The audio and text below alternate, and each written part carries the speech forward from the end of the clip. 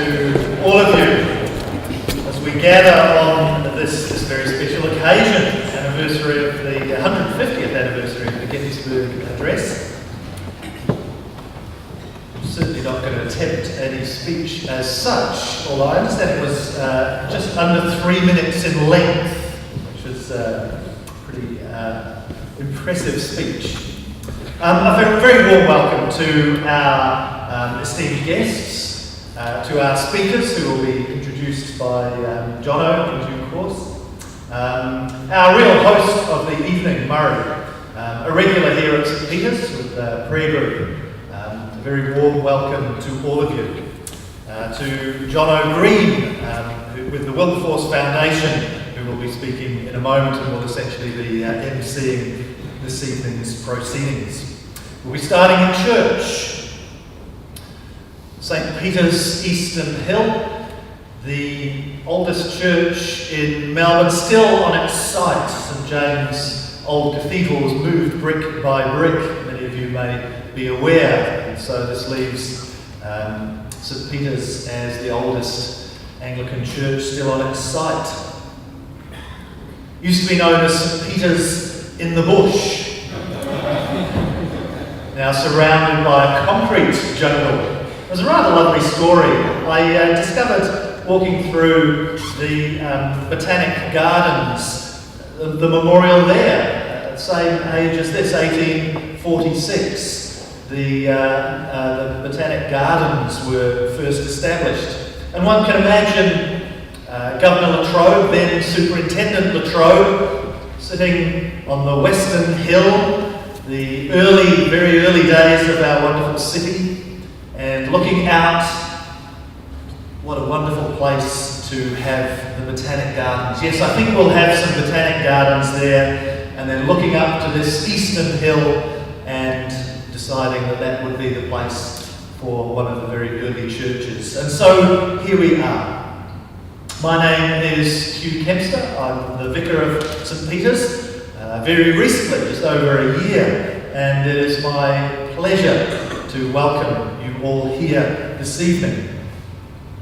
I'd now like to hand over to Jono, who will be leading us through this evening's proceedings. So welcome to you all.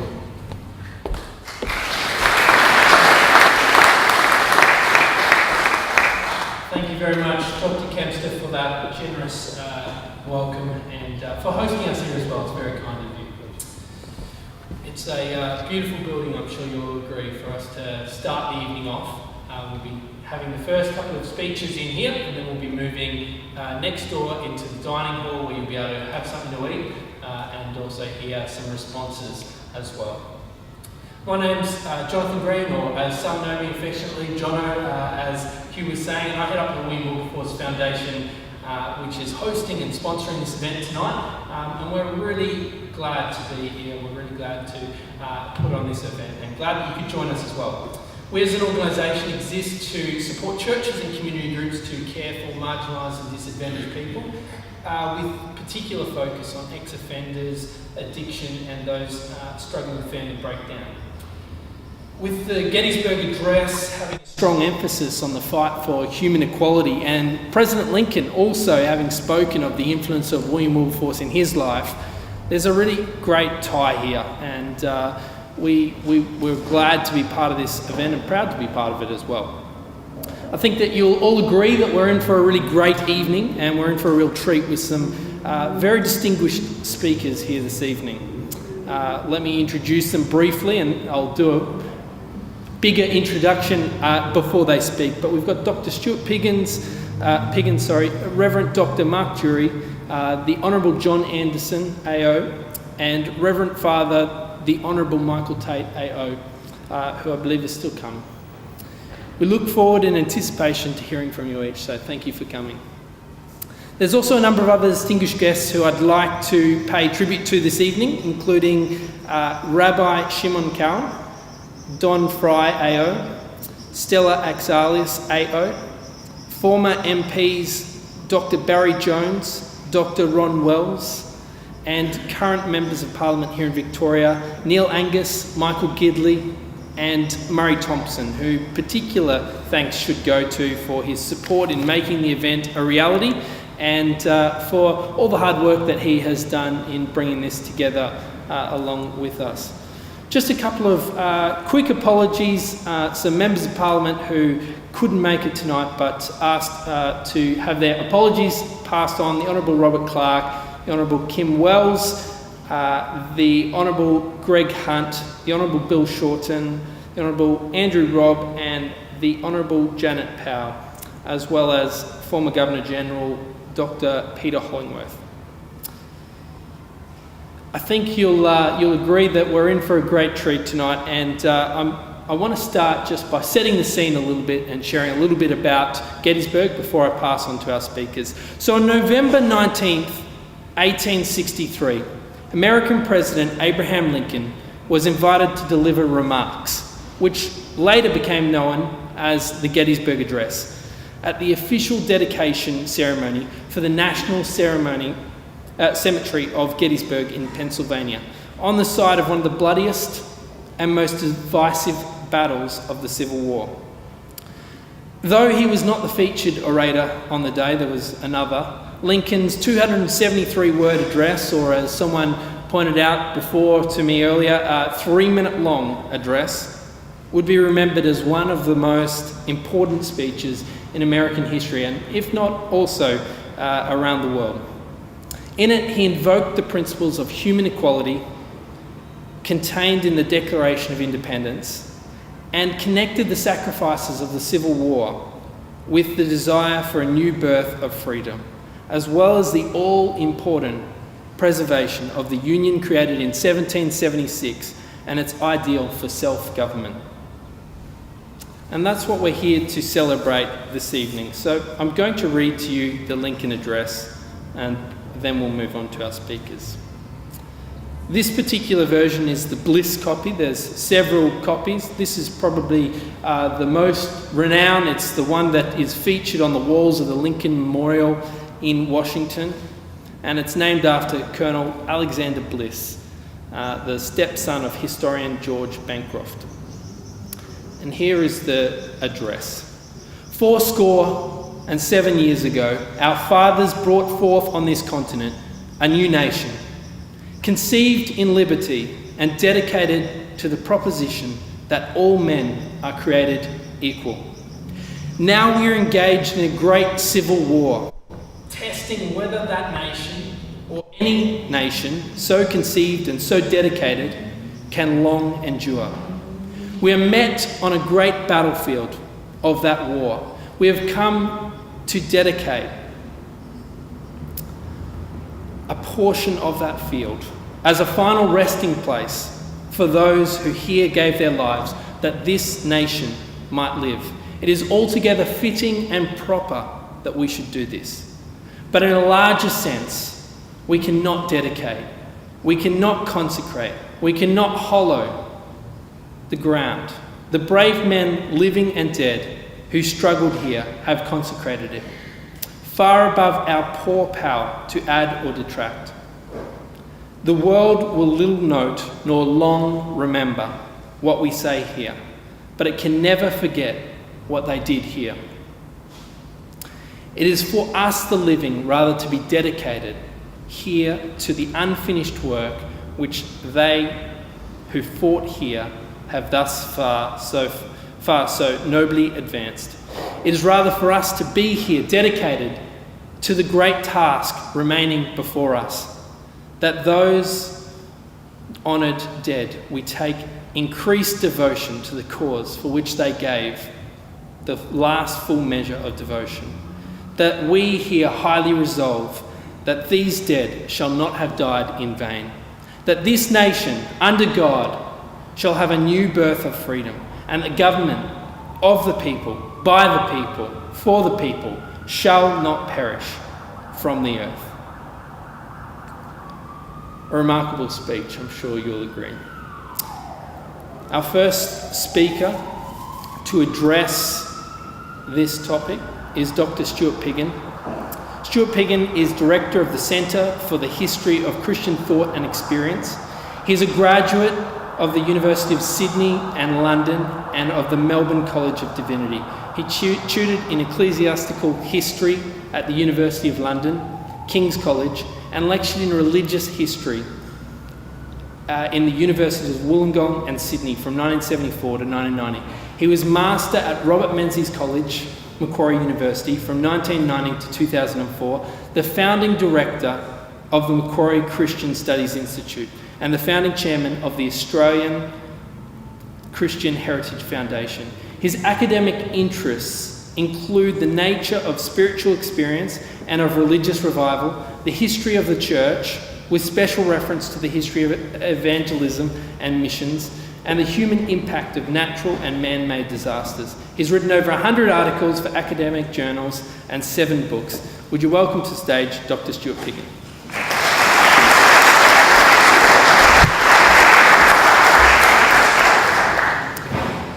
Thank you, Jono. My title, The Political Sermon, Abraham Lincoln's Theology and Australian Democracy. Historian Skip Stout is as American as Robert Redford. In appearance, they could be twin brothers. Skip made his reputation with a book entitled The New England Soul, a study of Puritan preaching in colonial America. He followed this up with The Divine Dramatist, a biography of arguably the world's greatest preacher of them all, George Whitefield. Then he became editor of the Yale edition of the Sermons of America's most revered philosopher theologian, Jonathan Edwards, whose preaching sparked the revival fires of the Great Awakening. Skip knows a good sermon when he sees one. So it was that the title of a recent address of his was received with considerable respect. America's Greatest Sermon, Lincoln's second inaugural. Now, as a genre, the sermon is not universally admired. So it's salient that this particular sermon has also been hailed as the noblest political document known to history.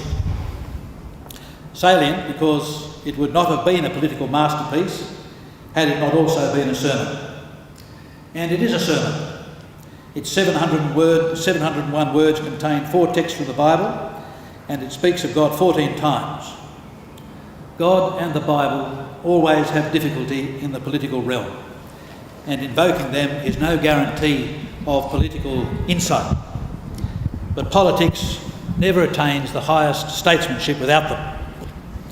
A very close second to Lincoln's second inaugural, both a sermon and political masterpiece, is the Gettysburg Address, the 105th anniversary of which is today. And Skip Stout, in another place, he probably forgot himself, declared that this was America's greatest sermon.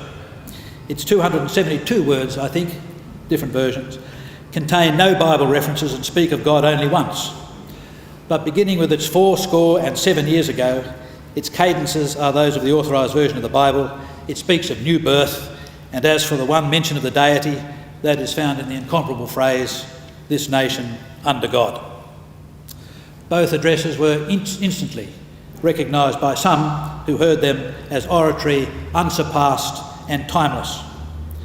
The Gettysburg Address took just under 3 minutes to deliver, the second inaugural just over 6 minutes, and they only took that long because Lincoln spoke exceptionally slowly, 115 words a minute. We speak at about 150 words a minute. In about 9 minutes all up then, Lincoln attained immortality, 41 days before his assassination, before his martyrdom. Those of us who are churchgoers are accustomed to hear extolled by our ministers the virtues of the 3-point sermon. We often feel it is 3 times longer than it should be, and we suspect it would have more impact if it were just 1 point. Our ministers might feel vindicated to learn that Lincoln's orations were tripartite. But the secret is that in the 3 parts of his addresses, Lincoln made just 1 point. The tripartite anatomy of the 2 sermons, the 2 addresses here considered, it's identical. First, he defines the situation. Second, he suggests a way of thinking about that situation, a better way. And third, he encourages us to finish the work needed to change that situation. Well, first, defining the situation from the Gettysburg Address, 407 years ago, our fathers brought forth on this continent a new nation, conceived in liberty and dedicated to the proposition that all men are created equal. Now we are engaged in a great civil war, and so on. We've just heard it. From the second inaugural, at this very prosaic beginning, at this second appearing to take the oath of the presidential office, there is less occasion for an extended address than there was at the first.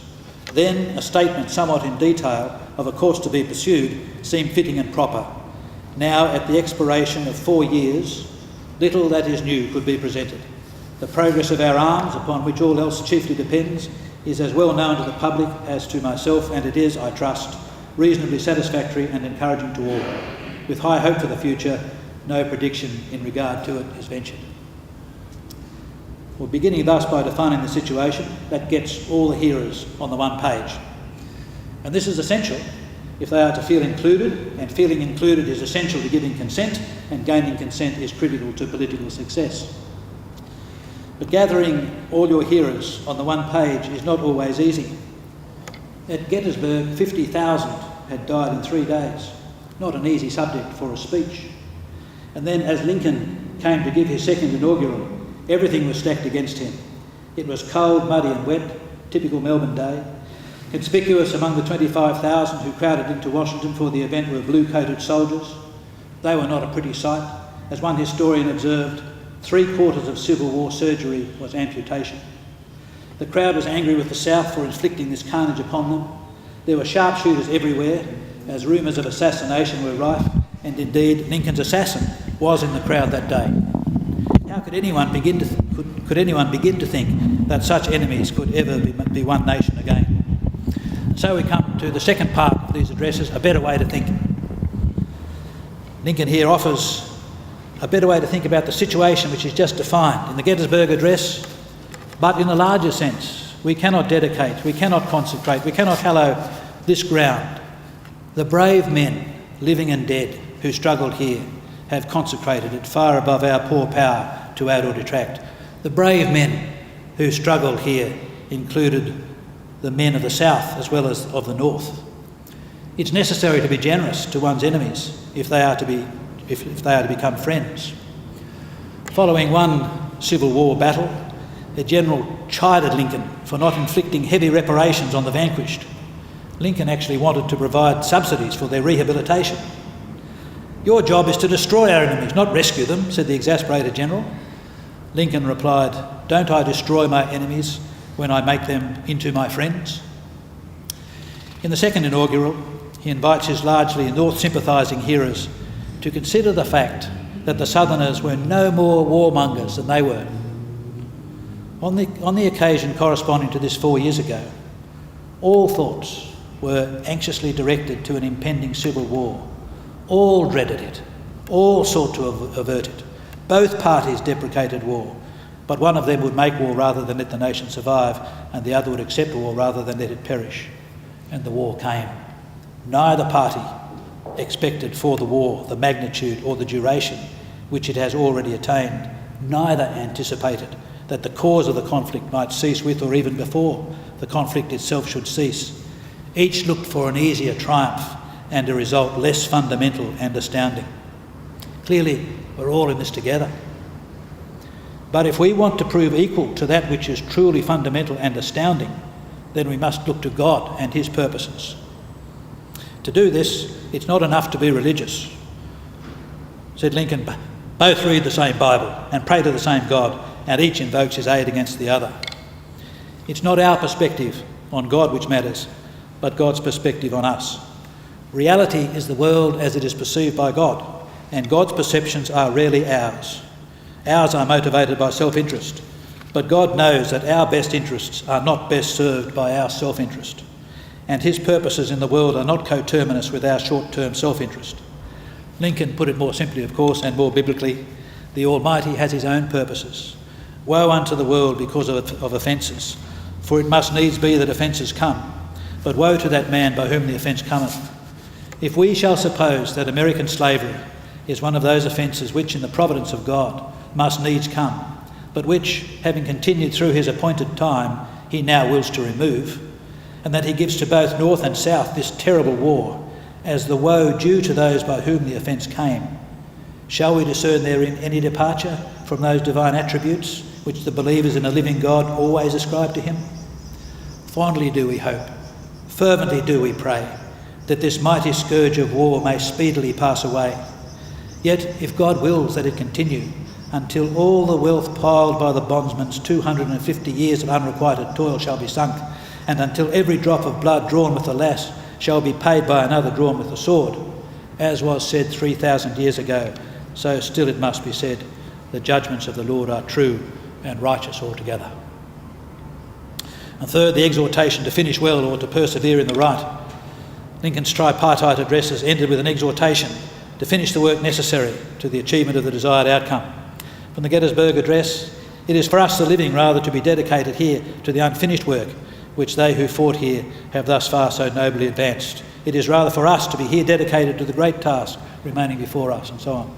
From the second inaugural, with malice towards none, with charity for all, with firmness in the right as God gives us to see the right, let us strive on to finish the work we are in, to bind up the nation's wounds, to care for him who shall have borne the battle, and for his widow and his orphan, to do all which may achieve and cherish a just and lasting peace among ourselves and with all nations.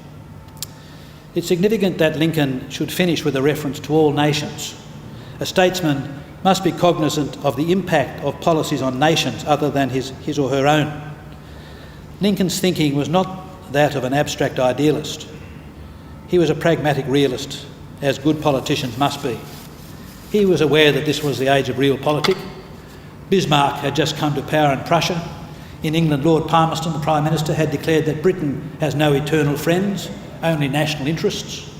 Karl Marx was then engaged in his fight to the death with idealism, insisting that the only reality worth taking seriously was materialism. The decade of the 1860s was no more open to the spiritual dimension than the second decade of the 21st century. It's significant, therefore, that Marx, as he avidly read accounts of the progress of the Civil War in America, became a great admirer of Lincoln, calling him a unique figure in the annals of history. Ironically, the Civil War jeopardised Marx's personal economic survival. He was supported financially by Frederick Ingalls, whose family owned a cotton mill in Manchester. The Civil War made the cost of American cotton imports so prohibitively expensive that the mill almost went under, and Ingalls complained of being broke. Marx and Ingalls, of course, wanted all factory owners to go broke, so the decline in manufacturing should have cheered them as signalling the collapse of capitalism, the coming of the revolution, and the advent of the dictatorship of the proletariat. What kept capitalism going, according to Ingalls, was the discovery of gold in a far-off British colony in the southern world, namely Victoria. So it's all your fault. The good people of Melbourne first heard of the election of Abraham Lincoln as president on the 14th of January 1861, 2 months and 1 week after the election. The Melbourne Argus played its part in promoting the mythical Lincoln long before his greatest speeches or his assassination. He neither smokes nor drinks, reported the Argus, and he walks slowly, and like many thoughtful men, Wordsworth and Napoleon, for example, he keeps his head inclined forward and downward. Gold-enriched Melbourne, then the despair of Marx and Engels and the hope of the capitalist system, was also at the forefront of experiments with parliamentary democracy. Its own parliament was only 5 years old, its power of responsible self-government having been won only the year before that, 1855, and the year before that was the last year in office of Lieutenant Governor Joseph La Trobe, whose lineage takes us back to Wilberforce, and whose passion for the abolition of slavery he shared with both Wilberforce and Lincoln. Melbourne citizens were aware that they had been given a new birth of freedom, to use Lincoln's phrase. They were anxious for news of the progress of the Civil War, which threatened the future of the world's greatest democracy.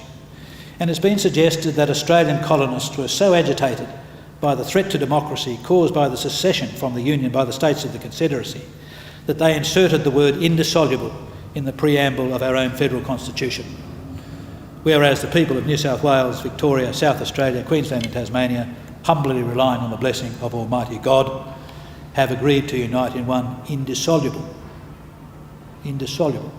federal commonwealth. And starting in the middle of the Second World War, the Gettysburg Address was read each year in St Paul's Cathedral here in Melbourne at the annual Memorial Day service, which is held in the United States on the last Monday in May. Well, what are the unalterable foundational beliefs which over time Lincoln came to hold as integral to reality, or the world as it is perceived by God. First, God created all human beings to be equal. Jefferson had asserted in the American Declaration of Independence that it was self-evident that all men were created equal. But Lincoln believed that this equality was more than self-evident. It was God-decreed. Lincoln said, "My ancient faith teaches me that all men are created equal." Then in a speech in 1858, he insisted that the claim to human equality in the Declaration was really based on the Genesis doctrine of man as created in the divine image. And its corollary, said Lincoln, nothing stamped with the divine image and likeness was sent into the world to be trodden on and degraded and imbruted by its fellows. When in the Gettysburg Address, Lincoln used the phrase, "all men are created equal," he called that a proposition. The new nation conceived in liberty was dedicated to the proposition that all men are created equal. And nothing better illustrates the precision of Lincoln's vocabulary than this use of this word. Some have thought it a weak word, since a proposition could be debated. But Lincoln meant rather a proposition as in Euclidean geometry, that is, a truth to be demonstrated in practice, a reality to be tested in history, and in that test it will always prove to be true. Lincoln's second foundational belief is that God is the Lord of history. Providence rules. God presides over human history and is active within it. But precisely how God rules in history is notoriously difficult to fathom. The Almighty has his own purposes. If we follow Lincoln's example, then the best we can do is to learn from the Bible those divine attributes which the believers in a living God always ascribe to him, and then reflect deeply on these things in the light of our circumstances, and proceed by never doubting that the judgments of the Lord are true and righteous altogether. There are no shortcuts, but this is the role and responsibility of the Christian statesman. Our secular colleagues, of course, would object and say there's no such thing as reality as it is perceived by God. And many Christians would remind us that this reality is totally unknowable, for the Lord's ways are unsearchable. But that would be to condemn the political process to seeking meaning from those who are parties to any conflict, and those parties alone. The insight that we should seek the will of the Almighty, who has his own purposes and whose ways are not our ways, that's the divine gift of the political process. It's a transcendental reference point which offers the opportunity to rise to a higher plane and a more just solution for all concerned, commonly a solution which no parties to the conflict had thought of. Even if we cannot be sure that we have found God's will in our history, the effort commonly delivers a better way because it appeals, as Lincoln put it, to the better angels of our nature. And Lincoln's third foundational belief is that the Bible is the inspired word of God. It's the high road to the knowledge of God. It's the perfect moral code essential to showing us how to live in this world. He had not always believed in the divine authority of the Bible. He had once held that faith and reason were in conflict, but he now came to see that they were rather complementary. So these are Lincoln's foundational beliefs: the equality of humankind made in the image of God, the Lord's sovereignty in history, and the divine authority of the Bible as guide to God's will for how we are to live and as a source of moral clarity and moral energy. Well, what might be the insights for Australians derived from a public theology fashioned by the thought of Abraham Lincoln? In suggesting answers to that, let us follow the tripartite structure of Lincoln's two political sermons. So a comment on a definition of our present situation, on a better way of thinking about it, and an exhortation to persevere with this challenge. Firstly, in Australia today, the churches are afraid of the state, and the state is dismissive of the churches. The churches in Australia today have three problems when it comes to their contribution to the civic sphere. The churches have bought the contention that church and state are separate, and they have taken this to mean that they should mind their own business, so that when the commentariat says keep off the turf, most of the churches meekly comply. Secondly, the churches do not engage sufficiently with the issues of today. They do not have a public theology to speak of. And thirdly, the churches, when they do not speak with one voice. As for the state, it has long been observed that our commentariat, the media plus academia, has become very secular, either ignoring religion because it is of so little influence, or disparaging it as harmful whenever it is of influence. A very important recent study by American academic psychologist Jonathan Haidt has made a powerful analysis of this phenomenon, an analysis which is possibly truer for Australia than it is for America. In a book entitled The Righteous Mind, Why Good People Are Divided by Politics and Religion, Haidt argues that Western societies have 6 fundamental values: care, liberty, fairness, loyalty, justice and sanctity, or a sense of the sacred. He argues that both left-wing liberals and conservatives put great store by care or compassion and liberty. He says that they think differently about fairness. To a conservative, fairness is when one receives one's due reward for effort, whereas for a left-wing liberal, fairness is about giving a disadvantaged person a fair go through positive discrimination. So far, so good. But then Haidt claims that the two sides part company big time. Left-wing liberals attach virtually no value whatsoever to loyalty, justice or the sacred. Conservatives, by contrast, value all 3 highly. If you rank what each group gave to each of the 6 values, the left-wing people give 10 out of 10 to care and liberty, and 8 to fairness, and then 1 or nothing to loyalty, justice or the sense of the sacred. Conservatives give an 8 to every value. So ironically, says Haidt, conservatives have a much broader spectrum of values and have a much better understanding of what people are thinking in general than have left-wingers. You can imagine the response to that analysis. So, between a withdrawing, disengaged, divided church and a universally hostile and uncomprehending, unsympathetic commentariat, there is a vacuum. It's a vacuum so vast that it will take a lot to fill it, and most of us Christians quake at the challenge. But it is a vacuum which cries out to be filled.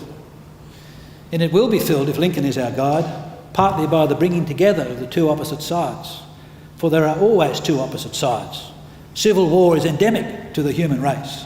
So Lincoln not only sought to bring the South back into the Union, but he spectacularly harnessed the genius of his chief rivals within the Republican Party. Instead of discarding them once he was elected president, he made them his co-workers. Another way of thinking about this, a better way? After Lincoln was assassinated, found in a bottom drawer was a scrap of paper on which Lincoln had written his Meditation on the Divine Will. It was written in September 1862 at one of the darkest hours in the contest, and it was meant for his eyes only. The will of God prevails, it began. In the present civil war, it's quite possible that God's purpose is something different from the purpose of either party. It ended with the words, I'm almost ready to say this is probably true, that God wills this contest and wills that it shall not end yet.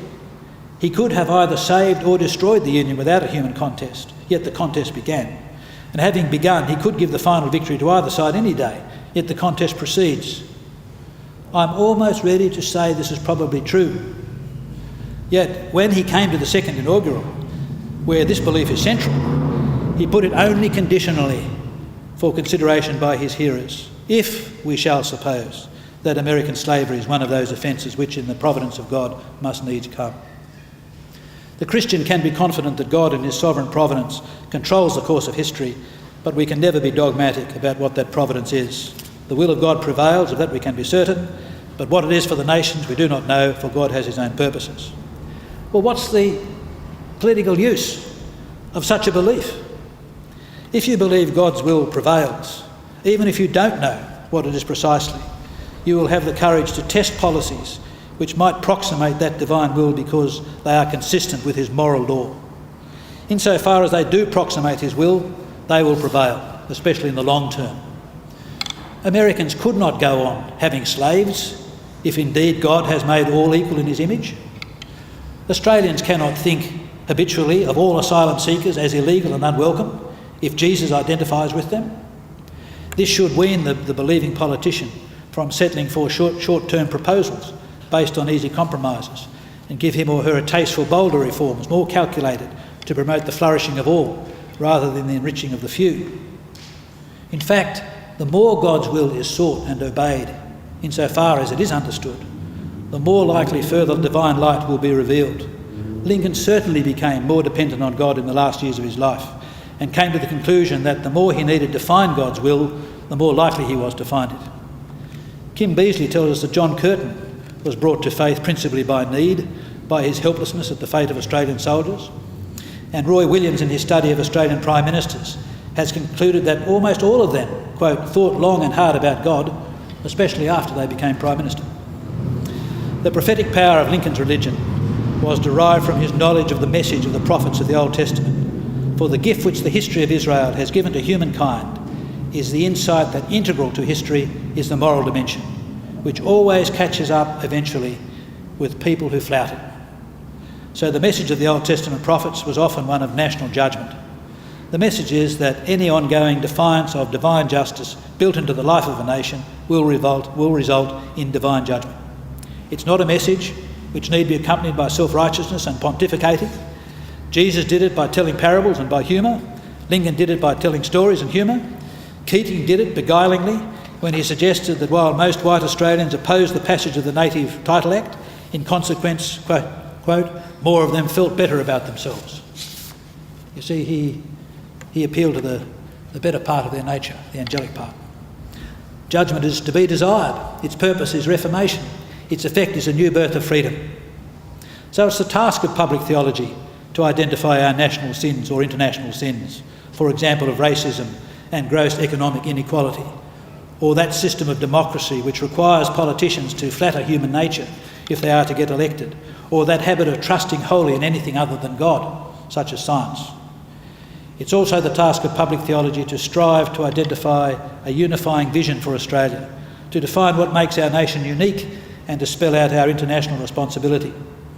For America, this was a vision of an almost chosen people, with charity for all in one nation, conceived in liberty and reborn with a new birth of freedom, where all citizens are equal, with a government of, for and by the people. What's the vision for the Australian nation? As to our unity, Hawke's Accord and Rudd's Apology were aspects of this, I think. And so finally, an exhortation to persevere. In Australia, Christianity must find, perhaps for the first time, its prophetic voice and speak into the public discourse. It must be one voice, not many, unifying, not sectarian. In his first inaugural, Lincoln spoke of the mythic cords of memory which unite people as a nation. What are the instruments we have in Australia to aid us in our memory and to foster our unity as a people? In Canberra, we have a national parliament, a national library, a national museum, a national war memorial, but no national cathedral, no national representation of the Christian heritage in our land, that heritage which has shaped us more than any other single factor. Yet those keepers of our national memory, our historians, do not speak of our Christian heritage. We're in danger of losing it before we've ever found it. We Christians must unite and we must fill the vacuum, specifically in Canberra and generally in Australia. We can do it as a Christian community because individuals have already done it. A 3-minute Gettysburg Address was given at the memorial service for the Appin coal mine disaster, the 26th of July 1979, when 14 died. David Kemp, the Miners' Lodge Secretary, talked for a few moments about the friendly arguments among the miners, about different codes of football, and about the Aussies and the Poms on the cricket field, and in politics about Nifty Nev and Cocky Fraser. And then he just said, faith is to believe that God brings harmony to you with neighbours and friends and with the world. And then he sat down. No explanation of how that related to what he said before or how it applied to the disaster in any explicit way. But everyone loved those words and were helped by them. Giving harmony after conflict. That's one of the great gifts to any community. One of the great gifts of faith in God. Thank you very much for your patience.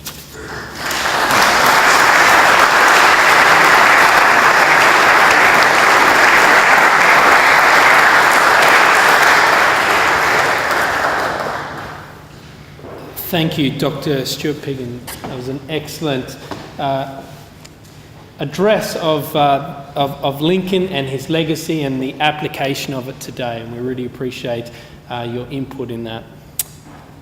Next up is Reverend Dr. Mark Durie, who will be looking more at the application of Lincoln and his legacy, and particularly here in Victoria. Reverend Dr. Mark Durie is a theologian, human rights activist, Anglican Vicar of St Mary's Anglican in Caulfield, a Shulman Ginsberg Fellow at the Middle East Forum, an adjunct research fellow at the Centre for Study of Islam and Other Faiths at Melbourne School of Theology. He's published many articles and books on the language and the culture of the Afghanese Christian-Muslim relations and religious freedom, a graduate of the Australian National University and Australian College of Theology. He's held visiting appointments at the University of Leiden, MIT, UCLA, Stanford, and was elected a Fellow at the Australian Academy of Humanities in 1992. Thank you, Reverend Dr. Mark Durie.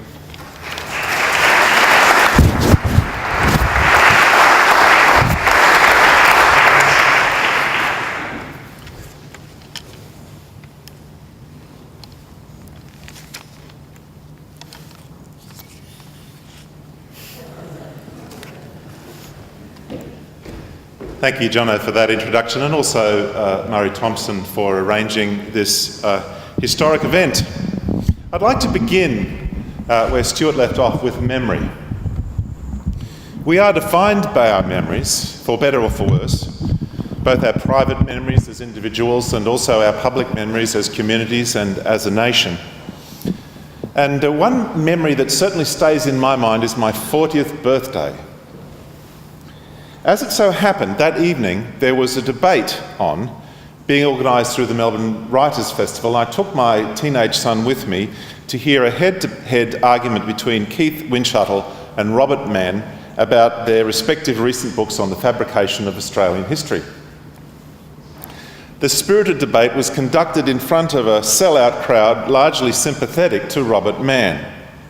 I can still remember the evening primarily because of a single moment that happened towards the end, in question time, when Windschuttle made the claim, uttered the words, saying that of course in colonial Australia most government officials believed human beings were equal, created equal, either because they were liberal humanists or evangelical Christians.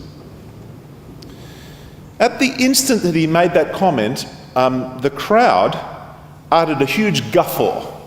They laughed. They thought that was a really funny thing to say. I knew it to be true. I had 20 years before done quite a lot of reading for the Australian Dictionary Project and read through texts written by such people at that very time. And what struck me was the depth of historical amnesia, which could cause a group of Melbourne intellectuals, I think that's fair enough to call them, at least they were interested in books, to respond in this way. To laugh at the truth, because that's what they were doing. And I've pondered ever since, what does it mean? What is the cost of laughing at the truth? Amnesia is never really a pleasant situation to be in, except perhaps when it's trauma that is selectively forgotten. But to forget the good, to forget the precious lessons of history, that's a sore loss indeed. Now, for people living at any time in history, the institution of slavery has been and remains one of the greatest affronts to equality, to what Abraham Lincoln in his Gettysburg Address referred to as the proposition that all men are created equal. It's important for us not to forget, but to remember the pathway of human thought and struggle, difficult struggle, that led to the abolition of slavery, a political victory which was foundational in establishing the concept of human rights, international human rights. Lincoln was citing in his speech at Gettysburg the Declaration of Independence, which linked belief in human equality to theology, namely belief in a creator. It says, "We hold these truths to be self-evident, that all men are created equal, and that they are endowed by their creator with certain unalienable rights, that among these are life, liberty, and the pursuit of happiness."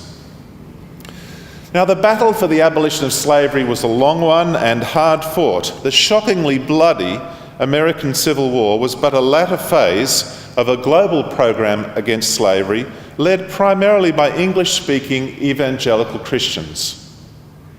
I say shockingly bloody of the Civil War to underscore how significant that fact is even today. It is hard for us, living in comfortable early 21st century Australia, in amnesic Melbourne, to comprehend a war which caused the death of around 30% of southern men of military age, that is, those aged between 18 and 40, and 10% of the northern men.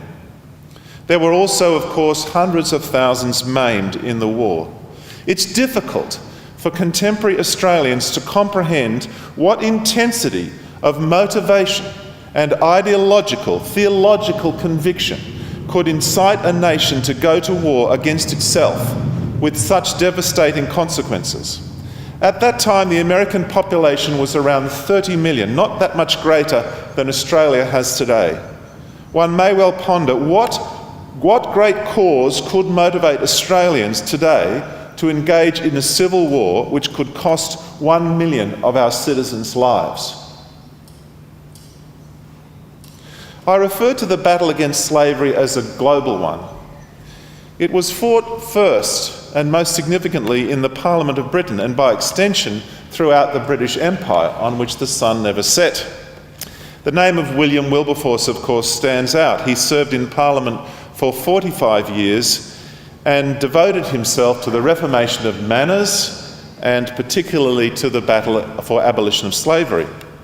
The first great victory of his lifelong campaign was the abolition of the Slave Trade Act in 1807, which got rid of the trade in human chattels throughout the British Empire. The second was the abolition of slavery itself in 1833. Wilberforce heard the news just 3 days before his death. Now, I have a particular personal interest in this chapter of global history because the church where I serve, St Mary's Caulfield, was founded on the benevolence of Sir George Stephen, who lived just a stone's throw away in Helensleigh Mansion, where Shelford Girls' Grammar School now stands. It was Sir George who gave the first piece of land to establish St Mary's Church and paid for the construction of the first church building. Sir George Stephen was one of Melbourne's more interesting figures in the mid-19th century. He was the first person knighted by the young Queen Victoria after her coronation in 1837, 18 years before he migrated here together with his son James Wilberforce Stephen to Caulfield, indeed, and with their families. James was to become one of the founders of the law school at Melbourne University and Attorney General for Victoria. They were both also very strong Anglicans and churchmen. Now, the son James' middle name, Wilberforce, was not chosen merely in admiration for the great anti-slavery campaigner, but because Wilberforce was his father, Sir George's uncle, by marriage, his father having married Wilberforce's sister after the death of his first wife. Born in St Kitts in the West Indies, Sir George was brought up in the Clapham sect, an influential group of politically engaged and wealthy evangelical Christians, of whom Wilberforce was one of the most famous members. As a young boy, Sir George's family dinner table conversation would undoubtedly have engaged with and canvassed the great political battle in which that community was struggling against slavery. He was a boy of 11 years of age when the abolition of the slave trade was accomplished in 1807, and his father, James Stephen, was instrumental in that campaign. In the film Amazing Grace, his father was the lawyer who comes across from the West Indies and assists in the legal nature of the battle. Now, Sir George Stephen attracted the favourable attention of the young Queen Victoria, and indeed of many other young people across the country, because he had spearheaded an aggressive, innovative and highly successful political campaign against slavery, leading to the 1833 victory in Parliament, the Slavery Abolition Act. Frustrated with glacially slow progress under the management of the ageing Anti-Slavery Committee, whose decades-long campaign was languishing in the doldrums, George Stephen, with the backing of the Agency Committee, a group of mainly wealthy Quakers, masterminded a national agitation of the British conscience. His team divided the country into regions and employed incendiary public speakers to scour the country, inciting the emotions of the common people against slavery. They managed in less than 10 days to gather together a petition of 187,000 signatures to present to Parliament. Now, West Indian business interests had fought long and hard for the retention of slavery. However, impressed, you might say intimidated, by the exhibitions of public feeling which were sweeping the country as a result of George Stephen's campaign and the Agency Committee's activities, the parliamentarians agreed in 1833 to slavery's abolition. There was a cost: £20 million compensation to the slave owners across the British Empire. This would amount to tens of billions of pounds in today's currency.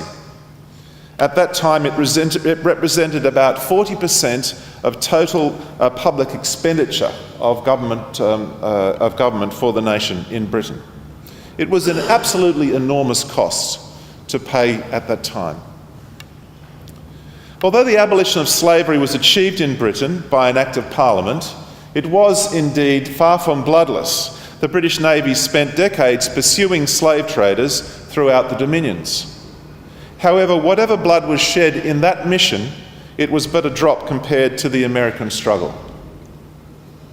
Sir George had a personal connection with the American anti-slavery campaign, which the American campaign was greatly influenced by the British experience.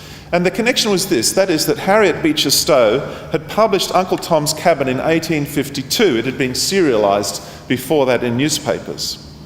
This was an outstanding publishing success. It was soon translated into 20 European languages. I'm a linguist, and I hardly knew there were even 20 European languages, but it managed to encompass just about every European language. It was during Beecher Stowe's visit to London and Europe in 1853, what we call a book tour today, and was also in fact a fundraising campaign for the US abolitionist cause. It was during that campaign that she met Sir George. She urged him to publish an account of the British campaign, and he was very well placed to do so because he had grown up in that multi-generational household of campaigners. And so it was that he did in fact put pen to paper and produced a history of the anti-slavery movement in Britain. It was released in 1854, the year before he came out with his family to Caulfield here in Melbourne. By this time, Sir George, aged around 60, was one of the only surviving people from the party of the chief actors in the British abolitionist struggle. In the rather prolix style favoured for book titles in that era, Sir George's history of the movement was called Anti-Slavery Recollections in a series of letters addressed to Mrs. Beecher Stowe, written by Sir George Stephen at her request. I don't think publishers would permit that kind of title these days.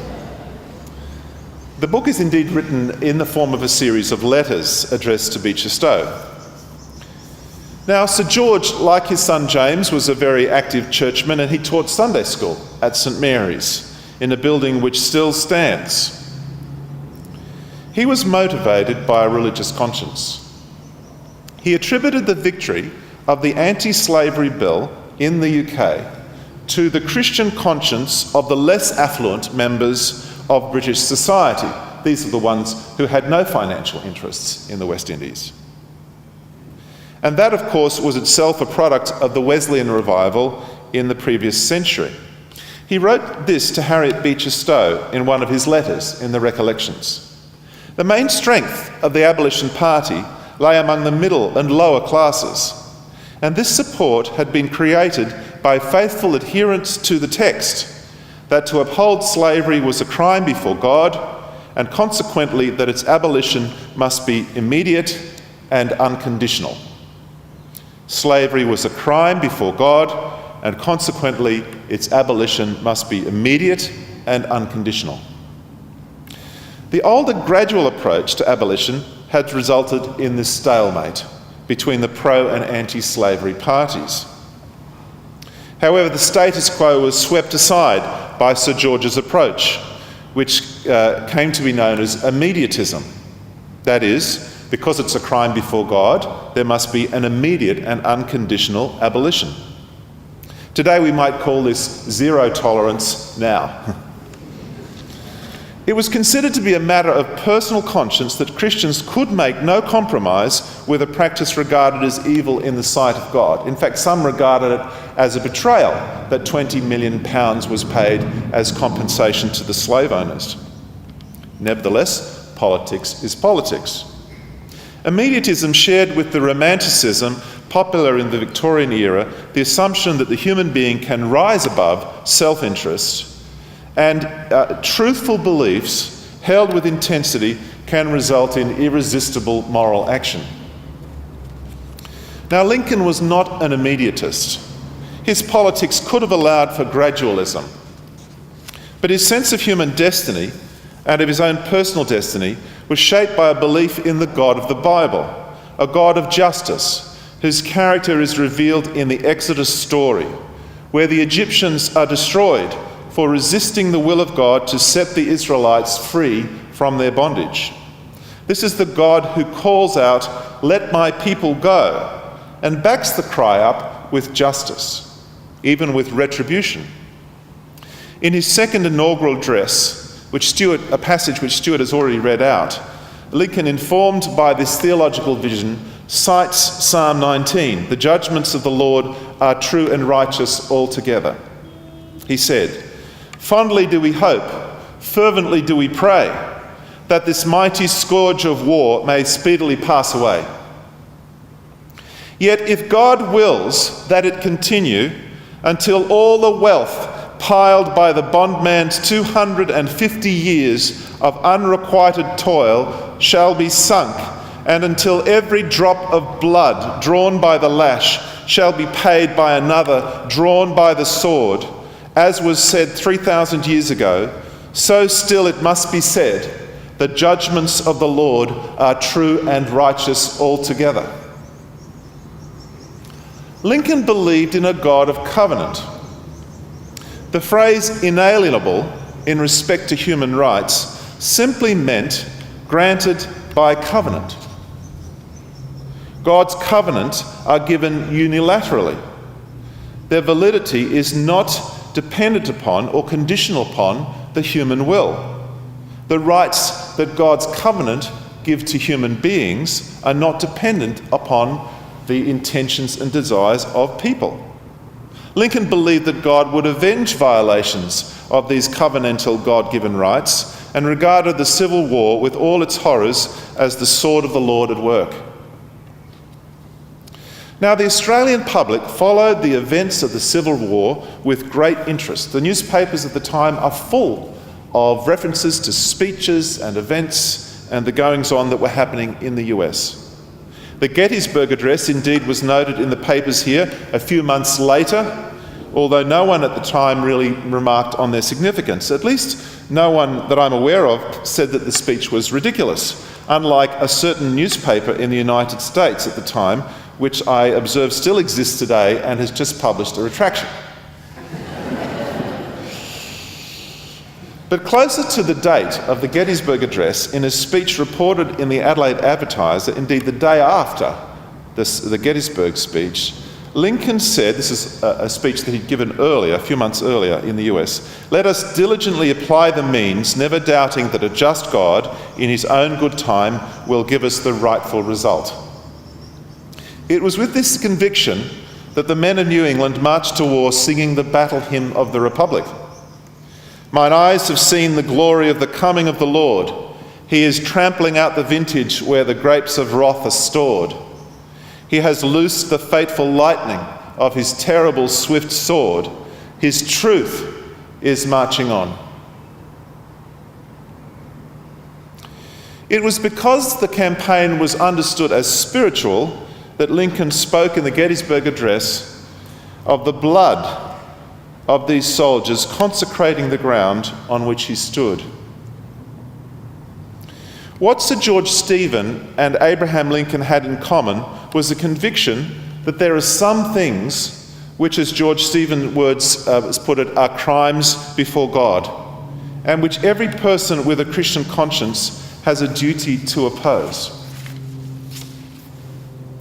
I commenced with an observation about memory, that Australian elites today do not remember well the convictions and the deeds which delivered the present to us. My focus tonight has been on the decades-long battle for the abolition of slavery, in which the Gettysburg Address was a landmark moment. And I've also emphasised some of the links that Melbourne has, through Sir George Stephen, to the global campaign that preceded it. Today, it is taken for granted that equality is a value we should all respect. But it was not always so. It seems that many have forgotten the convictions about God and his dealings with the world, the God of the Bible indeed, which were the immediate inspiration for the great victories of human equality, won at great expense in Britain and in America. It is deeply concerning today that people trafficking and human bondage are on the rise around the world. The legacy of the 19th century great anti-slavery campaigns are being eroded, washed away in the tides of human greed. The issue is not just the proliferation of specific ways and means by which people are bought and sold, whether it's from the bonded labourers in Mauritania to the labour camps of North Korea, or even the brothels of Melbourne. The challenge for us today as a society runs much deeper than any specific manifestations of human abuse that seem to be mushrooming around the globe, international human rights standards notwithstanding. The issue is truth. Do we as a nation have the will to remember, understand, and honour convictions which have delivered to us the positive inheritance we now enjoy today?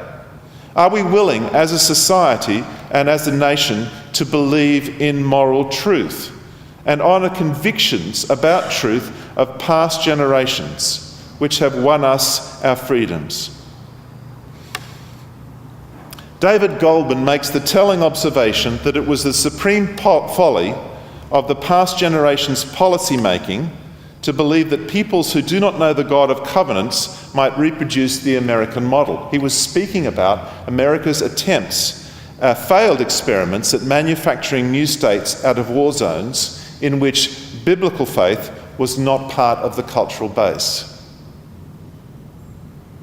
The deeper issue for us here tonight is whether a nation which has abandoned the God of covenant, the source of the 19th century conviction that inalienable human rights exist and should be respected by nation states as a matter of Christian conscience, whether a nation that forgets that inheritance will be able over time to maintain the moral conviction and pay the heavy price required to protect and nurture inalienable human rights. This is a deep and serious question, because if we do not understand and own our past, if we do not acknowledge its landmarks, its great victories, and the great price that stands behind those victories, how can we be sure that the great moral steps forward that they won will not be reversed? And if they are reversed, it will be by the death of 1,000 cuts, the steady deterioration of adherence to a standard of truth which exceeds narrow self-interest. It is good to remember, no one lives 150 years, but it is a matter of great blessing to remember and cherish the hard-won battles of the past and the great victories they have brought to us at such a great cost. Thank you.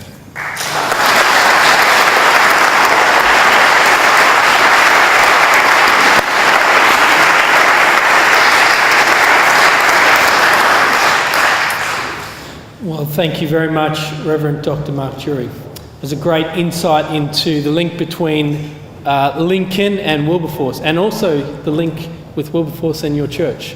It's a really great insight. And thank you for the reminder also of slavery that is going on around the world, and how we do have to be challenged to confront these things that have been fought for so hard in the past. Thank you to you both for your challenge this evening, and for putting it out to us that the legacy of this should not be lost, and that today we do need to make a conscious effort to fight for what is right and what is just in our society. Well, at this point, we're going to finish up the proceedings here in the chapel, and we're going to move over to the hall where dinner will be served, and we will also hear from our other two speakers throughout dinner. What I'd love to do before we do that, though, is, and I'll give a few instructions in a moment, but I'd love to give an opportunity to the vicar of this church, Reverend Dr. Hugh Kempster, to give a blessing for the meal that we're about to receive.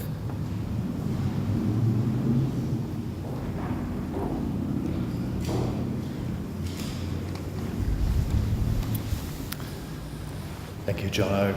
Thank you to our speakers. First half, what a wonderful evening. We are being fed enormously in our spirits, and let us now bow our heads as we prepare to be fed in our bodies and with further reflections.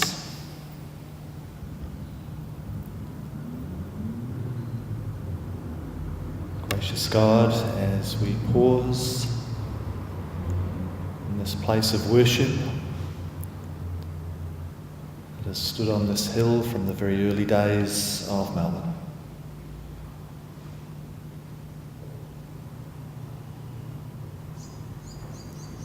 as we reflect on the great legacy of the past, the great leaders in our world,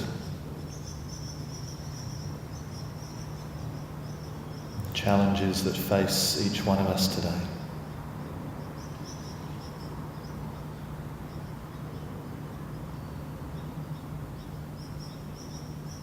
We offer ourselves to you.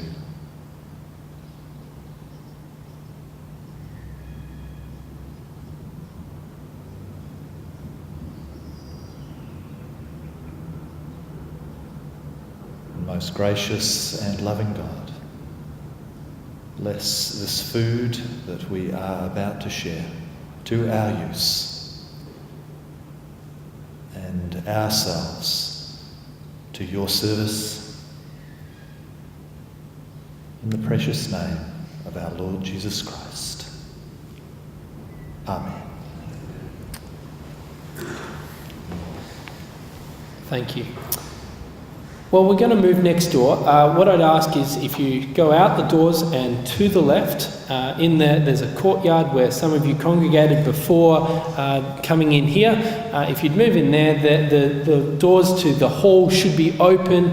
There is a couple of reserved tables, but aside from that, it's find a table. It's about 10 to a table, and grab a seat, and then instructions will be given in the hall for going and grabbing food. It is a buffet style meal.